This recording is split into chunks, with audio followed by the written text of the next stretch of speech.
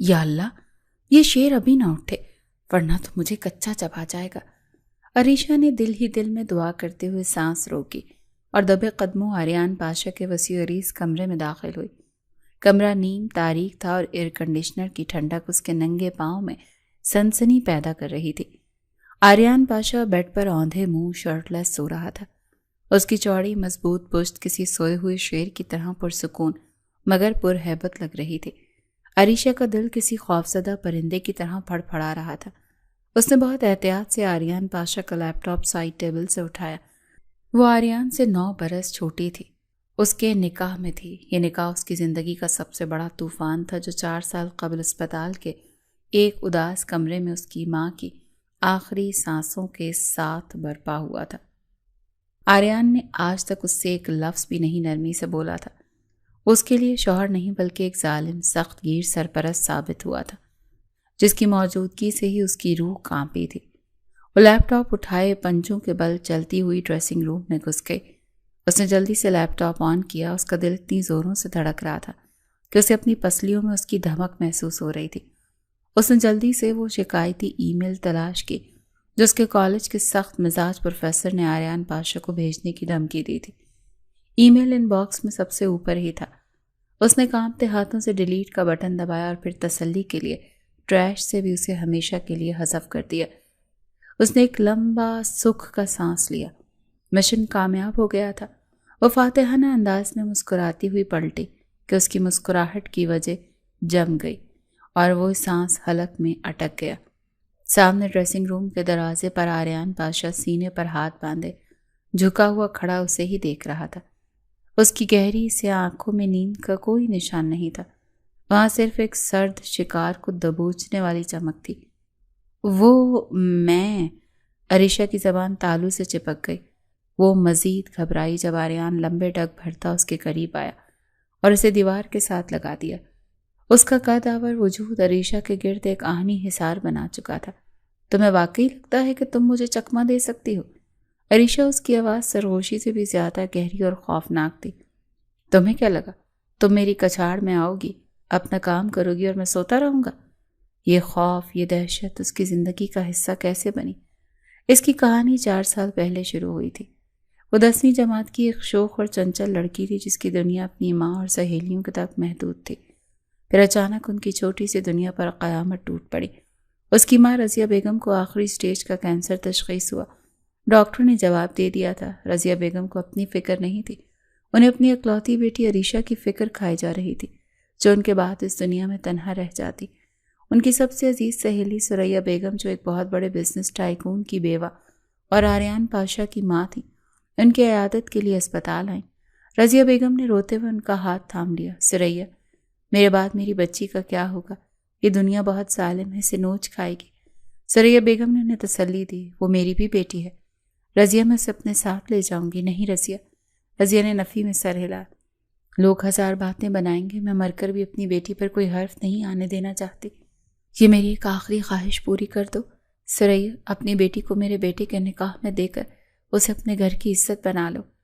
آریان سے اس کا نکاح کر دو۔ یہ سن کر سریا بیگم ششدر رہ گئی۔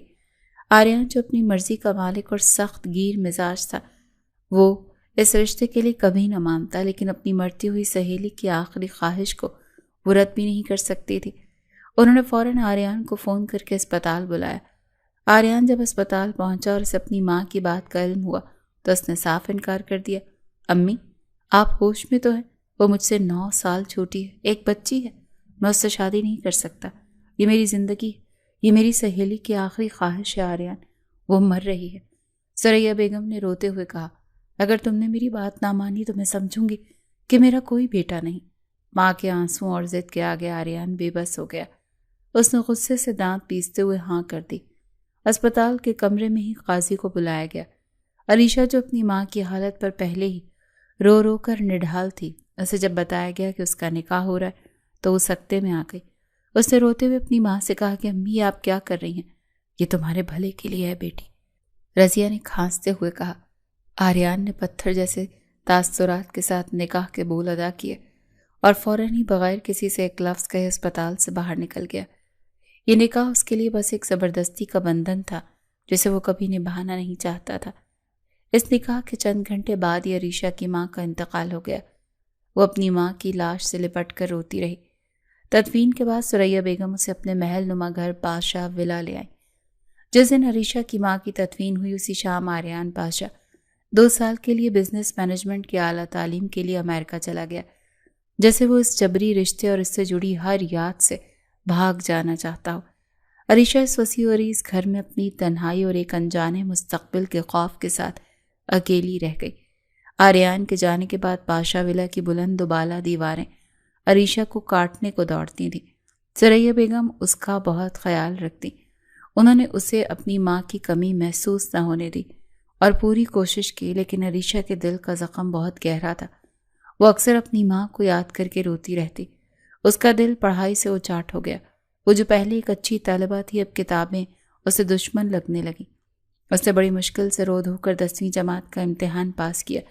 جب رزلٹ آیا تو وہ بمشکل 2nd ڈویژن میں پاس ہوئی، تو اس نے ثریا بیگم سے صاف کہہ دیا کہ مامی مجھے آگے نہیں پڑھنا، میرا دل نہیں لگتا۔ ثریا بیگم نے اسے پیار سے اپنے پاس بٹھایا۔ بیٹا ایسے نہیں کہتے، تعلیم بہت ضروری ہے، لیکن میرا بالکل دل نہیں کرتا، میں کیا کروں؟ عریشہ نے بچوں کی طرح منہ بسوڑ کر کہا۔ ثریا بیگم مسکرائیں۔ تمہیں پتہ ہے آریان کو پڑھی لکھی، سلجھی ہوئی اور خود اعتماد لڑکیاں بہت پسند ہیں۔ وہ کہتا ہے تعلیم انسان کو شعور دیتی ہے۔ یہ سن کر عریشہ نے فوراً فیصلہ بدل لیا۔ اس کے نوعمر دل میں کہیں نہ کہیں خواہش چھپی تھی کہ آریان اسے قبول کر لے، شاید اگر وہ پڑھ لکھ جائے تو وہ اسے پسند کرنے لگے۔ اسی ایک امید پر اس نے کالج میں داخلہ لے لیا، لیکن امید کے سہارے پڑھائی نہیں ہوتی۔ عریشہ کا لاابالی پن اور شرارتی طبیعت کالج جا کر مزید نکھر گئی۔ کتابوں سے اس کی دشمنی برقرار رہی۔ جب بھی کالج میں کوئی ٹیسٹ ہوتا، وہ اپنی کلاس کی سب سے لائق لڑکی مریم کی منت سماجت کر کے اس کے پیپر سے نقل کر لیتی۔ شروع میں تو مریم انکار کرتی، لیکن عریشہ کی معصوم صورت اور چکنی چپڑی باتوں میں آ کر وہ ہر بار اسے اپنا پیپر دکھا دیتی۔ اس کی شرارتیں صرف نقل تک محدود نہیں تھیں، وہ کالج کی سب سے بڑی آفت تھی۔ کبھی وہ اپنی سخت مزاج پروفیسر مس نازلی کی کرسی پر چوئنگم لگا دیتی، تو کبھی فزکس لیب میں سوئے ہوئے ڈھانچے کو رات کے اندھیرے میں کوریڈور میں کھڑا کر دیتی، جسے دیکھ کر صبح سویرے چوکیدار ڈر کے مارے بے ہوش ہو گیا تھا۔ اس کی کلاس کی لڑکیاں اس سے تنگ تھیں، کیونکہ وہ ہر ایک کو کوئی نہ کوئی نام دے دیتی اور پھر اسی نام سے چھیڑتی۔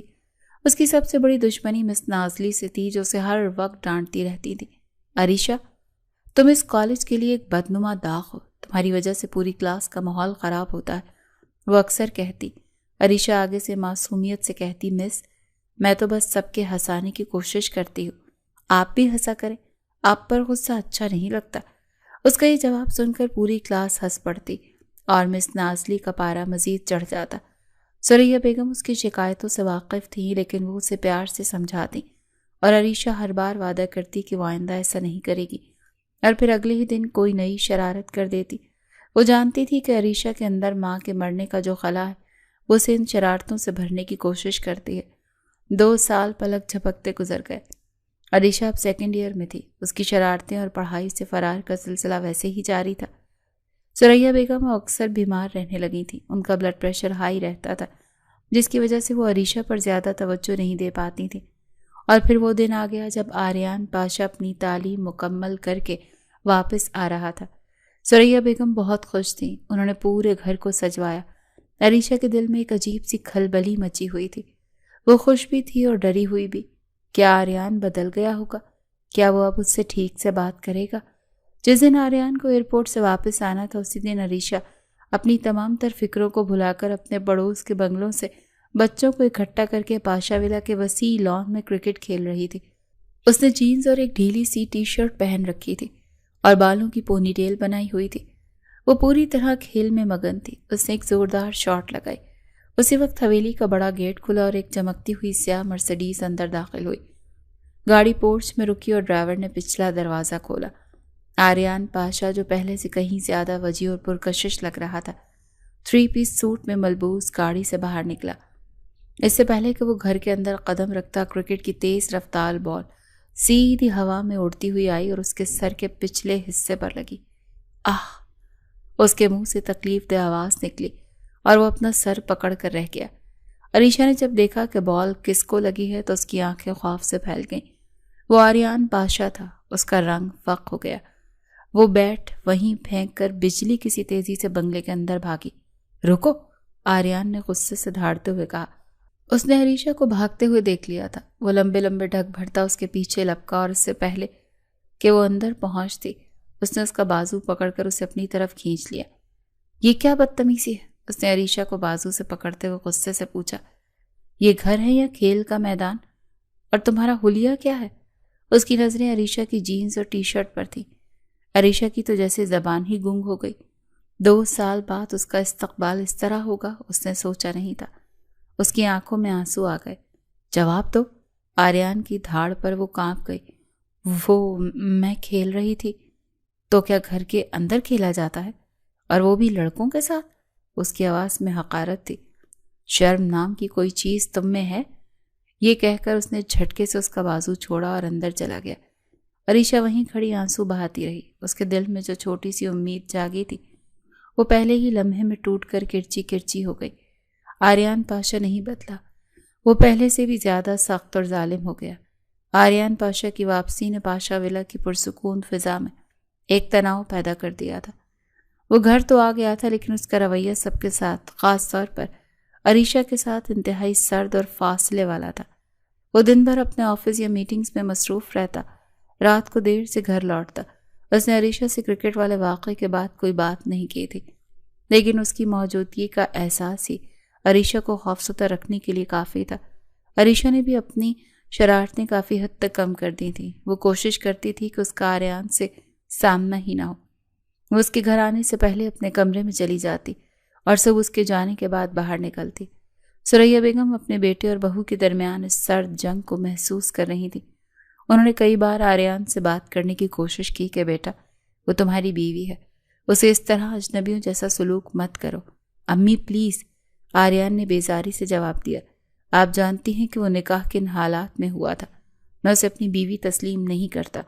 میرے لیے وہ اب صرف آپ کی ایک ذمہ داری ہے، اس سے زیادہ اور کچھ نہیں۔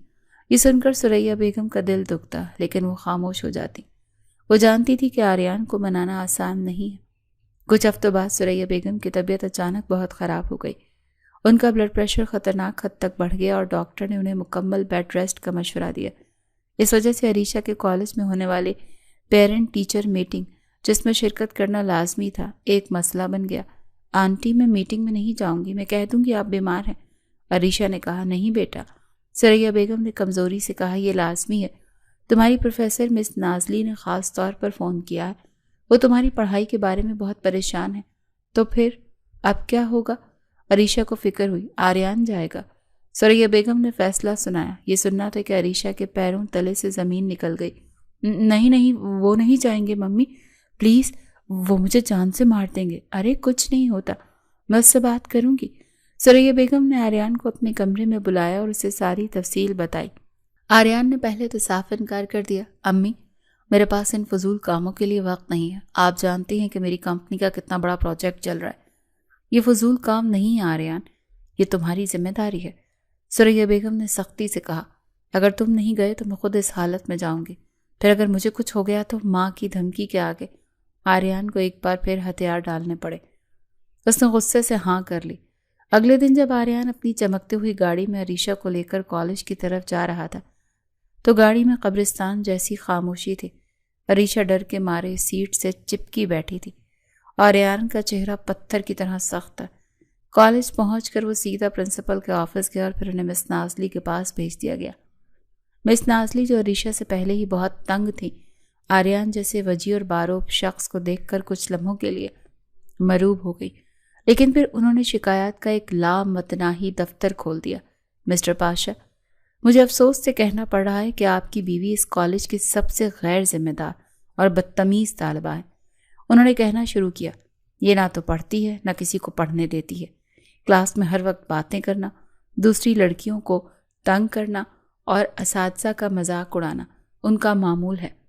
پچھلے ہفتے انہوں نے فزکس لیب کے ڈھانچے پر میرے نام کی تختی لگا دی۔ آریان کا چہرہ ہر شکایت کے ساتھ مزید سخت ہوتا جا رہا تھا۔ وہ غصے سے اپنی مٹھیاں بھینچ رہا تھا۔ عریشہ جو پاس ہی سر جھکائے کھڑی تھی، اس کا دل چاہ رہا تھا کہ زمین پھٹے اور وہ اس میں سما جائے۔ مس نازی نے شکایات کی طویل فہرست ختم کرتے ہوئے کہا، اگر ان کا یہی رویہ رہا تو ہمیں مجبوراً انہیں کالج سے نکالنا پڑے گا۔ آریان نے ایک لفظ کہے بغیر سر ہلایا اور عریشہ کا بازو پکڑ کر تقریباً گھسیٹتا ہوا انہیں کمرے سے باہر لے آیا۔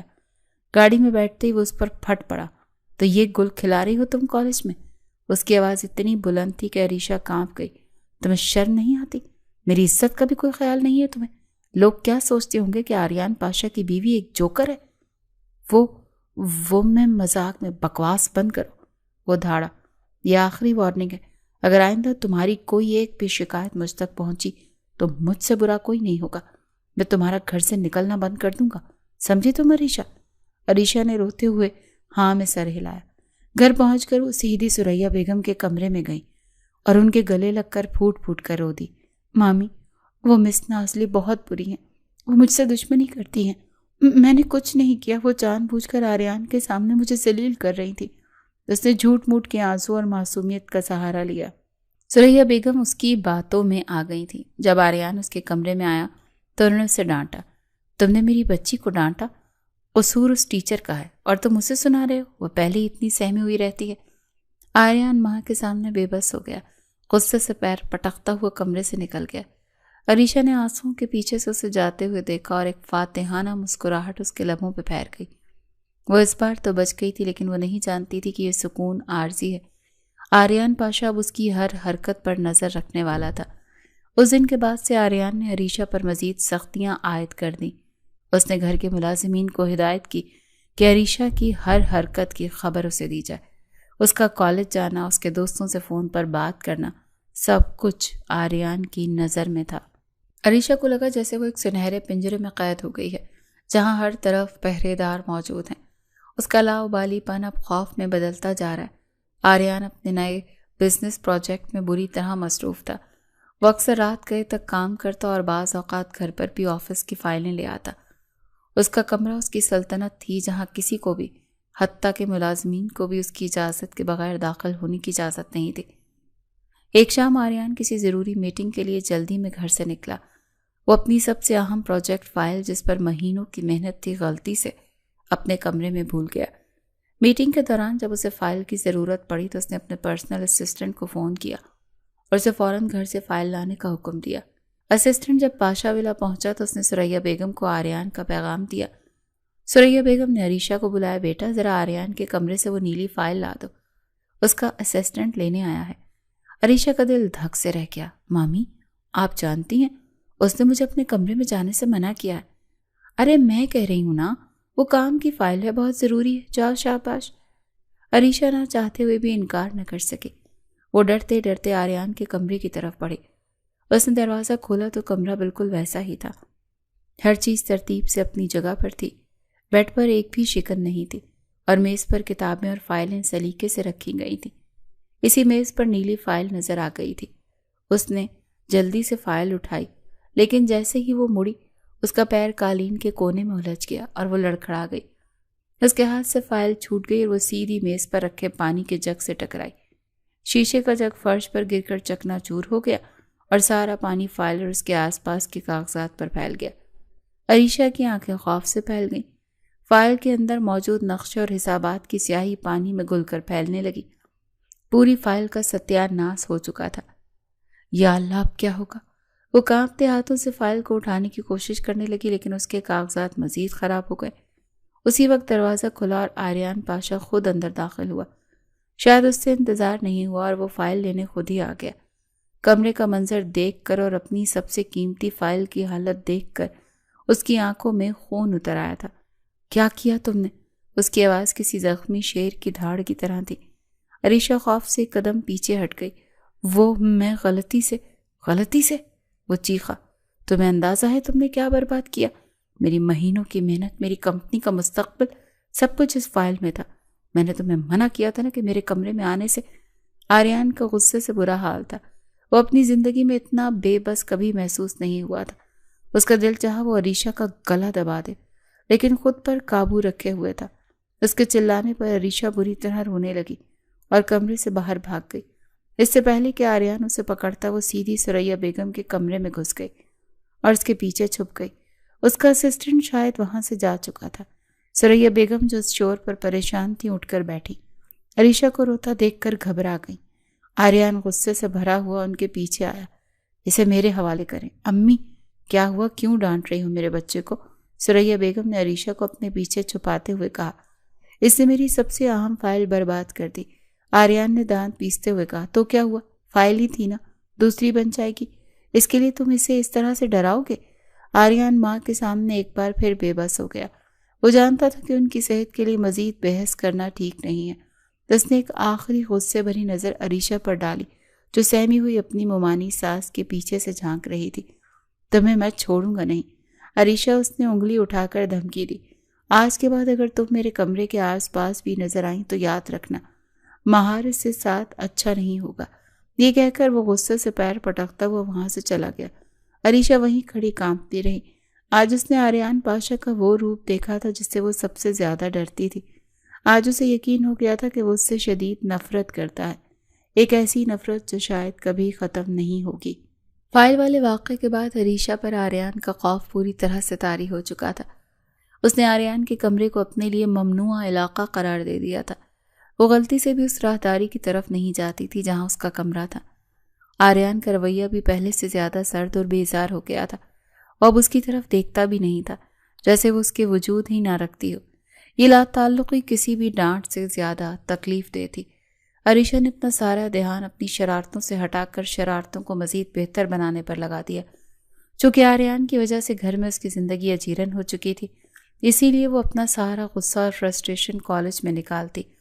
اس کی شکایتیں اب روز کا معمول بن گئی تھی، لیکن وہ ہر بار ثریا بیگم کے سامنے رو دھو کر اور جھوٹی کہانیاں سنا کر خود کو بچا لیتی تھی۔ وقت گزرتا رہا اور اب عریشہ کے فائنل امتحانات قریب تھے۔ اس کی سب سے بڑی پریشانی مس نازلی کا سبجیکٹ تھا جس میں وہ 0/0 تھی۔ مس نازلی نے فیصلہ کر لیا تھا کہ وہ عریشہ کو اس بار فیل کر کے ہی دم لیں گی۔ ایک دن کالج میں سرپرائز ٹیسٹ رکھا گیا۔ عریشہ نے حسب معمول کچھ بھی نہیں پڑھا تھا۔ اس نے اپنی سہیلی مریم کی طرف مدد کے لیے دیکھا، لیکن مس نازلی آج ان دونوں کے بیچ میں کسی چیل کی طرح منڈلا رہی تھی۔ نتیجہ یہ نکلا کہ عریشہ نے پورے پیپر میں صرف اپنا نام لکھا۔ جب مس نازلی نے اس کا خالی پیپر دیکھا تو ان کا صبر جواب دے گیا۔ کلاس کے بعد انہوں نے عریشہ کو اپنے آفس میں بلایا۔ عریشہ، میں تمہاری حرکتوں سے تنگ آ چکی ہوں۔ ان کے لہجے میں آخری درجے کی بیزاریت تھی۔ تمہیں پڑھنے کا کوئی شوق نہیں ہے، تم صرف دوسروں کا اور اپنا وقت برباد کرنے آتی ہو۔ مس پلیز مجھے ایک آخری موقع دے دیں۔ عریشہ نے منت سماجت کی۔ میں وعدہ کرتی ہوں میں محنت کروں گی۔ لیکن مس نازلی نے اس کی ایک نہ سنی اور اب وہ اس نوٹیفیکیشن کی وجہ سے آنے والے آریان کے غصے سے بچنے کے لیے یہاں آئی تھی، اور آریان سامنے کھڑا تھا۔ نوٹیفیکیشن آ گیا تھا۔ میں تو بس یہ دیکھنا چاہتا تھا کہ تم کتنی بہادر ہو اور کس حد تک جا سکتی ہو، اور تم نے مجھے مایوس نہیں کیا۔ اس کے لہجے میں طنز کا زہر بھرا ہوا تھا۔ اس نے عریشہ کے ہاتھ سے لیپ ٹاپ لے کر ایک طرف رکھا اور اس کے دونوں بازو پکڑ کر اسے دیوار سے لگا دیا۔ اس کی گرفت مضبوط تھی لیکن تکلیف دہ نہیں۔ تم سمجھتی کیا ہو خود کو؟ تم میری زندگی میں زبردستی داخل ہو گئی ہو، میرے پیسوں پر پل رہی ہو، میری دی ہوئی سہولتوں سے فائدہ اٹھا رہی ہو، اور بدلے میں کیا کر رہی ہو؟ میری عزت خاک میں ملا رہی ہو۔ میں نے چپ، وہ دھاڑا، ایک لفظ بھی نہیں۔ میرے پیسے حرام کے نہیں جنہیں تم اپنی فضول حرکتوں سے برباد کر رہی ہو۔ تمہارے باپ کا مال نہیں ہے یہ۔ باپ کا تانا عریشہ کے دل میں تیر کی طرح لگا۔ اس کے آنسو تیزی سے بہنے لگے۔ آریان نے اسے روتا دیکھا تو اس کے تاثرات مزید سخت ہو گئے۔ یہ آنسو امی کو دکھانے کے لیے بچا کر رکھو، مجھ پر ان کا کوئی اثر نہیں ہوتا۔ اس نے گہری سانس لی اور اپنی بات جاری رکھی۔ اس بار اس کی آواز پہلے سے زیادہ سرد اور بے رحم تھی۔ ایک بات کان کھول کر سن لو عریشہ، جو کچھ میری ماں نے کیا ہے وہ ان کی مجبوری تھی، ان کی سہیلی کی آخری خواہش تھی۔ اسے سیریس مت لینا۔ میں اس زبردستی کے نکاح کو نہ تب مانتا تھا نہ اب مانتا ہوں، اور نہ کبھی مانوں گا۔ یہ الفاظ نہیں تھے، تیزاب تھا جو عریشہ کی سماعتوں میں انڈیلا جا رہا تھا۔ تم میری بیوی نہیں، صرف ایک ذمہ داری ہو جسے میں کچھ عرصے کے لیے نبھا رہا ہوں۔ تمہارے لیے بہتر یہی کہ شرافت سے اپنی پڑھائی مکمل کرو، کوئی ڈگری حاصل کرو تاکہ تم اپنے پیروں پر کھڑی ہو سکو۔ جس دن تم اس قابل ہو جاؤ گی کہ اپنی زندگی خود گزار سکو، میں تمہیں طلاق دے دوں گا۔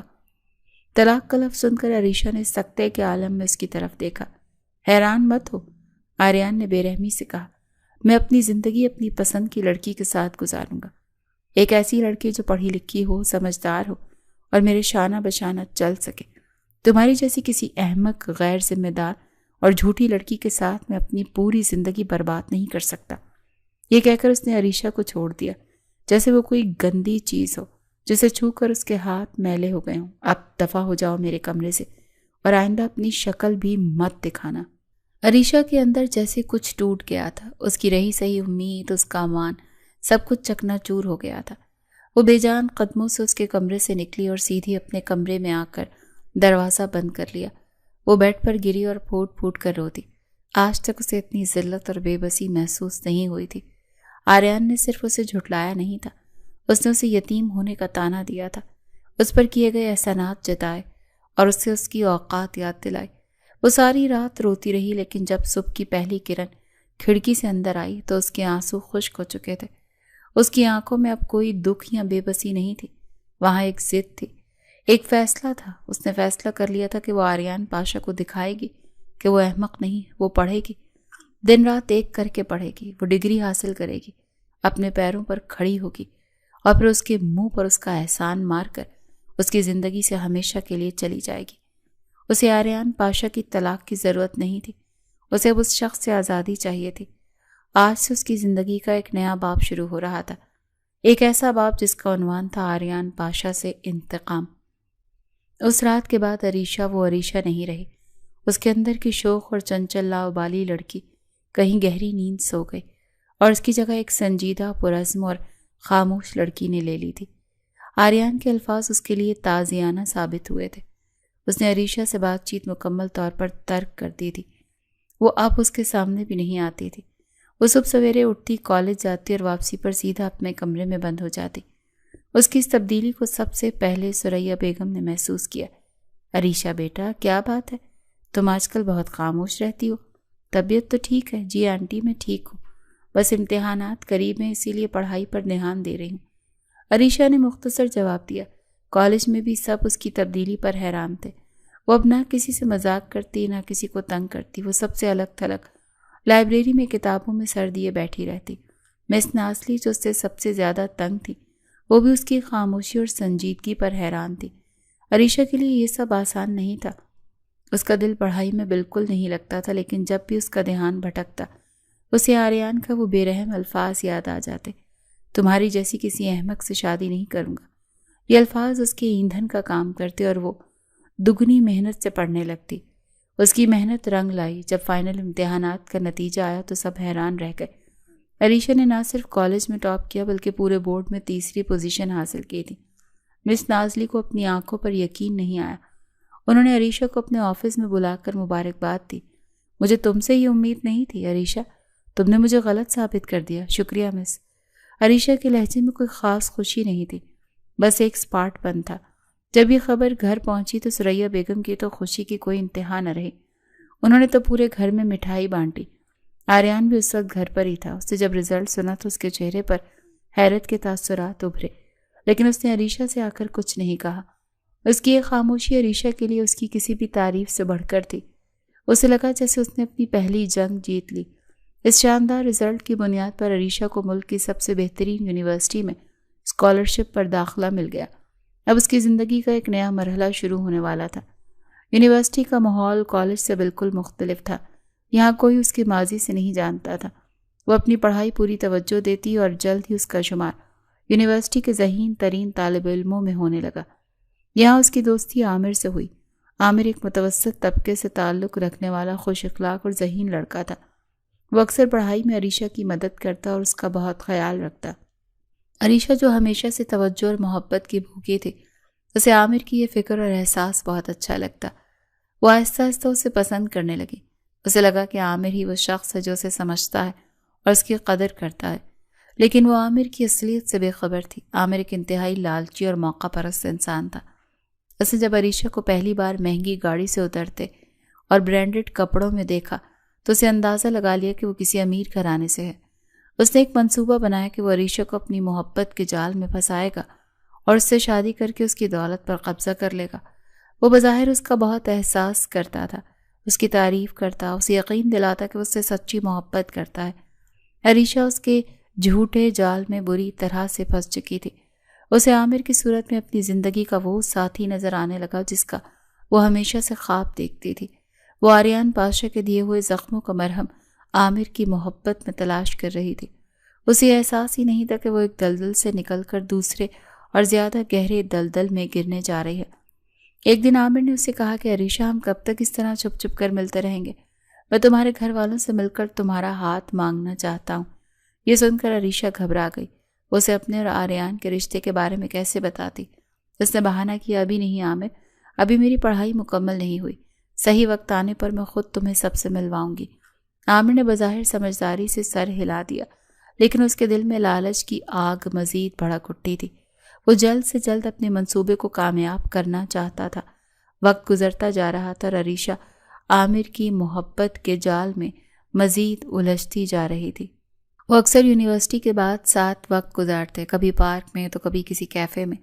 عریشہ کو اس کی صحبت میں سکون ملتا، ایک ایسا سکون جو اسے پاشا ولا کی پرتعیش دیواروں میں کبھی نصیب نہیں ہوا۔ ایک دن عامر نے عریشہ کو شہر کے ایک مہنگے ریسٹورانٹ میں ڈنر کے لیے مدعو کیا۔ آج میری سالگرہ ہے، اس نے جھوٹ بولا تھا، اور میں یہ دن صرف تمہارے ساتھ منانا چاہتا ہوں۔ عریشہ اس کی بات ٹال نہ سکی۔ اس نے ثریا بیگم سے اپنی دوست کے گھر گروپ سٹڈی کا بہانہ کیا اور عامر کے ساتھ چلی گئی۔ اتفاق سے اسی ریسٹورانٹ کے پرائیویٹ کیبن میں آریان پاشا اپنے غیر ملکی کلائنٹس کے ساتھ ایک اہم میٹنگ کر رہا تھا۔ اس کی میٹنگ ابھی ختم ہوئی ہی تھی اور اس کے کلائنٹس جا چکے تھے۔ وہ بھی وہاں سے نکلنے کا سوچ رہا تھا کہ اس کی نظر ریسٹورانٹ کے مین ہال میں بیٹھی عریشہ پر پڑی۔ ایک لمحے کے لیے تو اسے اپنی آنکھوں پر بالکل یقین ہی نہیں آیا۔ عریشہ ایک اجنبی لڑکے کے ساتھ بیٹھی ہنس ہنس کر باتیں کر رہی تھی، اور اس لڑکے نے اس کا ہاتھ تھام رکھا تھا اور عریشہ نے اسے منع بھی نہیں کیا۔ یہ منظر دیکھ کر تو آریان کے تن بدن میں آگ لگ گئی۔ اس کا چہرہ غصے سے سرخ ہو گیا اور اس نے اپنی مٹھیاں بھینچ لیں۔ اس کی بیوی اس کے نکاح میں ہوتے ہوئے کسی غیر مرد کے ساتھ اس طرح سرعام، جس کی غیرت پر براہ راست حملہ تھا۔ وہ اپنی جگہ سے اٹھا اور لمبے لمبے قدم اٹھاتا اس کی میز کی طرف بڑھا۔ اس کے چہرے پر ایسے وحشیانہ تاثرات تھے کہ آس پاس کے لوگ بھی اسے خوف سے دیکھنے لگے۔ عریشہ اس کی گرجدار آواز پر عریشہ اور عامر دونوں نے چونک کر دیکھا۔ آریان کو اپنے سر پر کھڑا دیکھ عریشہ کا رنگ فق ہو گیا۔ آپ یہاں؟ آریان نے اس کے سوال کو نظر انداز کرتے ہوئے عامر کو گھورا۔ کون ہو تم؟ اور میری بیوی کے ساتھ یہاں کیا کر رہے ہو؟ عامر اس باروب شخص کو دیکھ کر گھبرا گیا۔ میں عامر ہوں، ان کا کلاس فیلو۔ تو کلاس فیلوز اس طرح ہاتھ پکڑ کر بیٹھتے ہیں؟ آریان نے طنز کیا۔ اس نے عریشہ کا بازو سختی سے پکڑا۔ اٹھو یہاں سے، چھوڑے مجھے۔ عریشہ نے اپنے بازو چھڑانے کی کوشش کی۔ آپ کو کوئی حق نہیں ہے میرے ساتھ زبردستی کرنے کا۔ حق میں تمہیں بتاتا ہوں، میرا حق۔ اسے زبردستی وہاں سے گھسیٹتا وہ باہر لے آیا۔ عامر تو ڈر کے مارے اپنی جگہ سے ہل بھی نہ سکا۔ گاڑی میں مکمل خاموشی تھی، لیکن یہ خاموشی کسی طوفان کا پیش خیمہ تھی۔ گھر پہنچتے ہی آریان اسے کھینچتا وہ اس کے کمرے میں لے گیا اور غصے سے اسے بیڈ پر دھکا دیا۔ ہمت کیسے ہوئی تمہاری؟ وہ دھاڑا۔ میرے نام پر ہوتے ہوئے تم اس آوارہ لڑکے کے ساتھ افیئر چلا رہی ہو؟ عریشہ کو بھی آج غصہ آ گیا۔ اس کے اندر کا سارا دبا ہوا لاوا پھٹ پڑا۔ آپ میری زندگی میں دخل اندازی کرنے والے کون ہوتے ہیں؟ آپ ہی تو مجھ سے پیچھا چھڑوانا چاہتے ہیں۔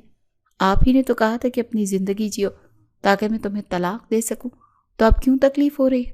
وہ روتے ہوئے چیخی۔ ہاں، میں عامر سے محبت کرتی ہوں کیونکہ وہ آپ کی طرح ظالم اور بے رحم نہیں۔ وہ میری عزت کرتا ہے، مجھے سمجھتا ہے۔ محبت؟ آریان نے طنزیہ قہقہ لگایا۔ میری بیوی ہو کر کسی اور سے محبت کرنے کی تمہاری ہمت کیسے ہوئی؟ اس نے الماری سے اس کے سارے کپڑے نکال کر فرش پر پھینک دیے۔ آج سے تمہارا یونیورسٹی جانا بند، تم اس کمرے سے باہر قدم بھی نہیں رکھو گی۔ آپ ایسا نہیں کر سکتے، میں سب کچھ کر سکتا ہوں۔ یہ کہہ کر وہ کمرے سے باہر نکلا اور دروازہ باہر سے لاک کر دیا۔ عریشہ دروازہ پیٹتی رہی، چلاتی رہی، لیکن بے سود۔ آج آریان پاشا نے اسے بتا دیا کہ چاہے وہ اس کے نکاح کو مانے یا نہ مانے، وہ اسے اپنی ملکیت سمجھتا ہے، اور ایسی ملکیت جس پر وہ کسی اور کا سایہ بھی برداشت نہیں کر سکتا۔ عریشہ کو کمرے میں بند کرنے کے بعد آریان سیدھا اپنی ماں ثریا بیگم کے پاس گیا۔ وہ اس وقت تک ریسٹورانٹ والے واقعے سے بے خبر تھی اور اپنے کمرے میں آرام کر رہی تھی۔ امی، مجھے آپ سے ضروری بات کرنی ہے۔ आर्यान का लहजा संजीदा और फैसला कुन था। सुरैया बेगम उठकर बैठ गईं। क्या हुआ बेटा, तुम इतने परेशान क्यों लग रहे हो? मैंने फैसला कर लिया, आर्यान ने कहा। मैं अरीशा से रुखसती करना चाहता हूँ। आप जल्द से जल्द तैयारी शुरू कर दें। यह सुनकर तो सुरैया बेगम की आंखों में खुशी चमक गई। सच, अल्लाह का शुक्र, तुमने आखिरकार सही फैसला कर लिया। मैं तो कब से इस दिन का इंतजार कर रही थी। लेकिन एक मसला है, आर्यान ने कहा। अरीशा इसके लिए राजी नहीं होगी क्योंकि वो क्यों राजी नहीं होगी? सुरैया बेगम हैरान हुई। वो किसी और लड़के को पसंद करती, आर्यान ने दांत पीसते हुए कहा। लेकिन आप फिक्र न करें, मैं उसे मना लूंगा, आप बस तैयारी करें। सुरैया बेगम को कुछ शक तो हुआ, लेकिन वो बेटे के फैसले पर इतनी खुश थी कि उन्होंने ज्यादा कुरेदना मुनासिब नहीं समझा। अगले दिन सुरैया बेगम अरीशा के कमरे में गई। आर्यान ने उसके लिए दरवाज़ा खोला था। अरीशा बेड पर बैठी रो रही थी और उसकी आंखें सूजी हुई थी। सुरैया बेगम ने उसे प्यार से गले लगाया। क्यों रो रही है मेरी बच्ची? उन्होंने अरीशा के सर पर हाथ फेरा और फिर खुशी से बताया, तुम्हारे लिए खुशखबरी है, आर्यान ने रुखसती का फैसला किया है। अब तुम हमेशा के लिए इस घर की मालकिन बन जाओगी। यह सुनकर अरीशा ने सदमे से उनकी तरफ देखा। नहीं, ये नहीं हो सकता, मैं ये शादी नहीं करूंगी। ये क्या कह रही हो बेटा? सुरैया बेगम शशतर रह गई। निकाह तो तुम्हारा हो चुका, अब रुखसती से मना क्यों कर रही हो? क्योंकि मैं उस शख्स के साथ नहीं रहना चाहती जो मुझे एक बोझ समझता है, अरीशा ने रोते हुए कहा, जो हर वक्त मुझे जलील करता रहता है और मुझ पर एहसान जताता है। आप अपने बेटे से कहें वो मुझे तलाक दे दे, मुझे उसके साथ नहीं रहना। मैं आमिर से शादी करूंगी। कमरे के बाहर खड़ा आर्यान ये सब कुछ सुन रहा था। अरीशा के मुंह से तलाक और आमिर का नाम सुनकर उसका खून खौल उठा। उसकी बर्दाश्त की हद खत्म हो चुकी थी। जैसे ही सुरैया बेगम अफसरदा होकर कमरे से बाहर गई, आर्यान अंदर दाखिल हुआ और उसने दरवाज़ा अंदर से लॉक कर लिया। उसे देखकर अरीशा घबरा गई। आप यहाँ क्यों आए? आर्यान धीरे धीरे चलता हुआ उसके करीब आया। उसकी आंखों में खतरनाक चमक थी। तो तुम मुझसे तलाक चाहती हो उस 2 टके के लड़के के लिए? वो 2 टके का नहीं है, अरीशा ने हिम्मत करके कहा। अच्छा, आर्यान ने तंजिया मुस्कुराहट के साथ कहा। शराफत से रुखसती के लिए हाँ कर दो अरीशा, इसी में तुम्हारी भलाई है। कभी नहीं, अरीशा ने नफरत से कहा। आप जबरदस्ती नहीं कर सकते। जबरदस्ती? वो हंसा, एक सर्द हंसी। तुम्हें शायद अंदाजा नहीं कि मैं क्या क्या कर सकता हूँ। मैं तुम्हारा शौहर हूँ, अगर मैं चाहूँ तो इसी वक्त इसी लम्हे तुम पर अपना हक जता सकता हूँ और मुझे कोई नहीं रोक सकता। वो उस पर झुका, उसकी सांसें अरीशा के चेहरे से टकरा रही थी। तुम्हारी इज्जत, तुम्हारी जिंदगी, सब कुछ मेरे हाथ में है। अगर तुमने मेरी बात नहीं मानी तो मैं तुम्हारी जिंदगी को ऐसा जहन्नुम बना दूंगा कि तुम रोज मौत की दुआ मांगोगी। ये एक खुली धमकी थी। अरीशा उसकी कुर्बत और उसके अल्फाज की दहशत से कांप गई।